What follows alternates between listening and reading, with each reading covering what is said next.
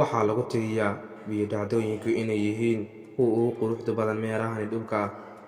Haddii aad tahay mid danaynaya inuu wax ka ogaado biyo-dhacdooyinka, fadlan nala soco ilaa iyo dhammaad.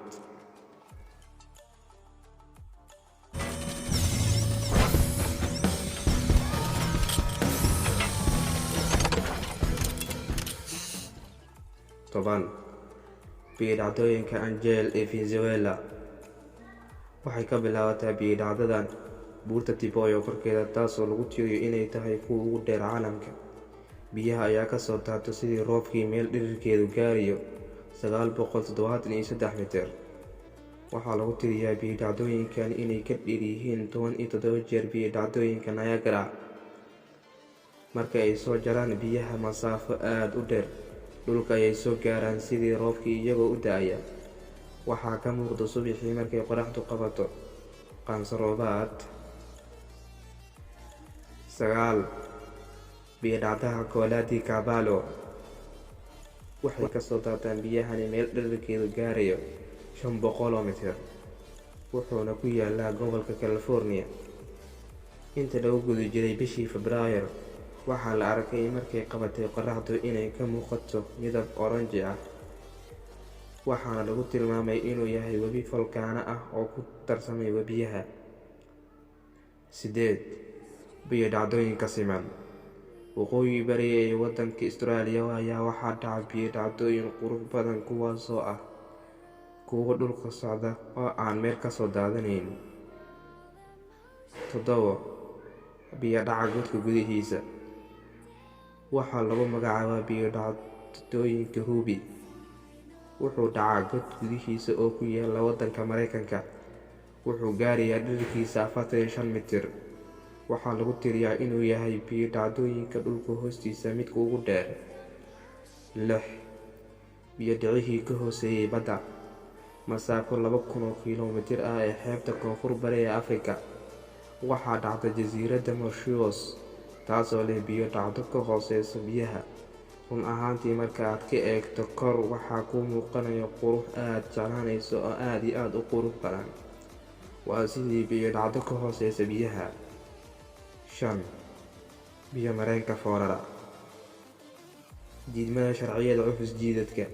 Ma jiro wax hawada aadaya awood la'aan, balse dabaysha daran ee dabeecadda ayaa ka dhigtay inay kor u soo bixiso biyahani. Wuxuu dhacaa biyo-dhacani Iceland, balse waxaa jira biyo-dhac kale oo sidiisa camal ah, wuxuuna dhacaa mandiqada dabiiciga ah ee gobolka Mool. 4. Biyo-dhaca Cameroon. Wuxuuna dhacaa beerta qaranka ee Waterto Lakes ee Canada. Midabkiisu waxaa sabab u ah kaydka dhoobada waxayna ku jirtaa dhagxaanta ku xeeran. Roobabka waaweyn ee ka da'a mandiqada waxay soo muujiyaan midabka casaanka ah, sababtoo ah roobabku waxay burburiyaan dhagxaanta waxaana beddelma midabka biyaha. 3. Biyo-dhicihii 3 buunto ama bridge. Wuxuu ka hooseeyaa biyo-dhacani 3 buunto ee Jabal Lubnaaniya. Waxay noqon kartaa mid gaar ah in biyuhu dhex mari karaan god weyn oo lagu qurxiyo 3 buunto oo nuuro dabiici ah. Sidaa darteed, biyo-dhacani waa midka ugu dhow uguna gaarka ah adduunka. 2. Biyo-dhacdooyinka Begar. Dhul-biyoodyadan waxaa laga sameeyay dhul dabiici ah oo ku yaalla buuraha Malaxa ee koonfur galbeed ee Romania.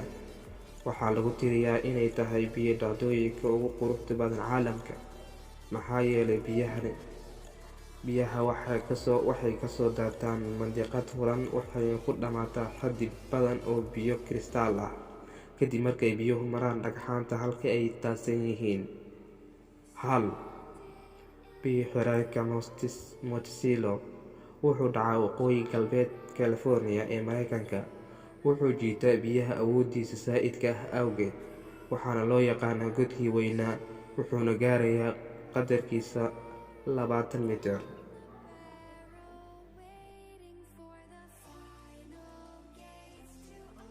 Allah subxaanahu wa tacaala wuxuu nagu galladaystay nicmooyinkan, annaguna waxaa nagala baahan yahay inaan ilaalino nicmooyinkan.